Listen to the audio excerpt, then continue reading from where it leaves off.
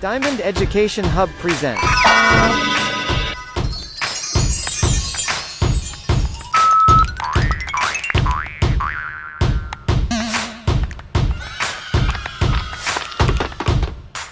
The Twits by Roald Dahl.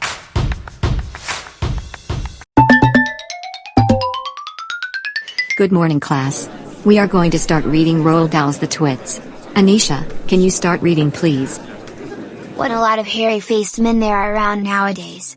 When a man grows hair all over his face, it is impossible to tell what he really looks like. Perhaps that's why he does it.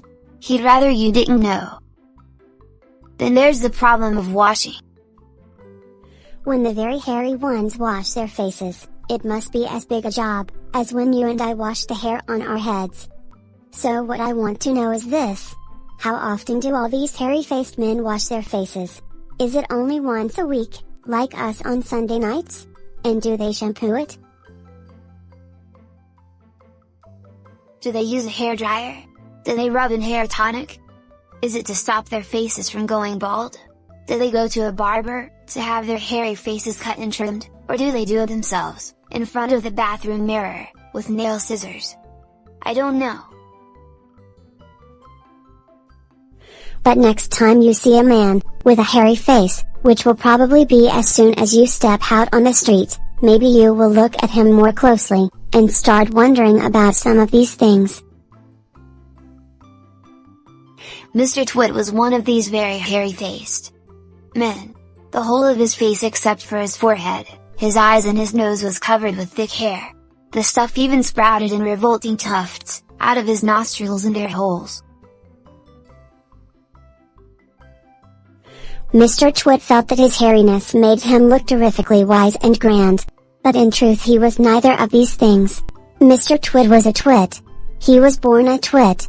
And now at the age of 60, he was a bigger twit than ever.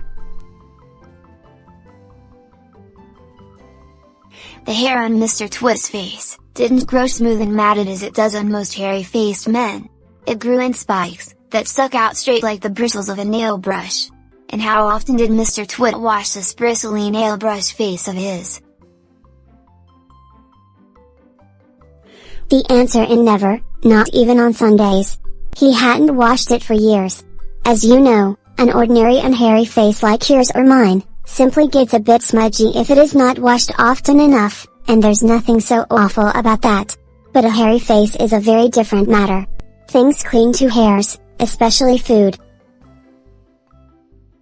Things like gravy go right in among the hairs and stay there. You and I can wipe our smooth faces with a flannel, and we quickly look more or less alright again, but the hairy man cannot do that. We can also, if we are careful, eat our meals with spreading food all over our faces. But not so the hairy man. Watch carefully next time you see a hairy man eating his lunch, and you will notice that even if he opens his mouth very wide, it is impossible for him to get a spoonful of beef stew or ice cream and chocolate sauce into it, without leaving some of it on the hairs. Mr. Twit didn't even bother to open his mouth wide, when he ate. As a result, and because he never washed, there were always hundreds of bits of old breakfast and lunches and suppers sticking to the hairs around his face. They were in big bits, mind you, because he used to wipe those off with the back of his hand or on his sleeve, while he was eating. But if you looked closely, not that you'd ever want to, you would see tiny little specks of dried up scrambled eggs stuck to the hairs, and spinach and tomato ketchup, and fish fingers and minced chicken livers and all the other disgusting things Mr. Twit liked to eat. Because of all this, Mr. Twit never went really hungry.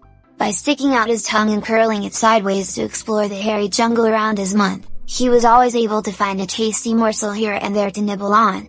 What I am trying to tell you is that Mr. Twit was a foul and smelly old man. He was also an extremely horrid old man, as you will find out in a moment.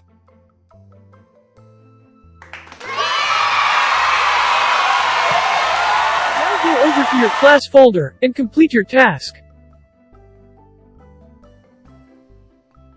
See you next time!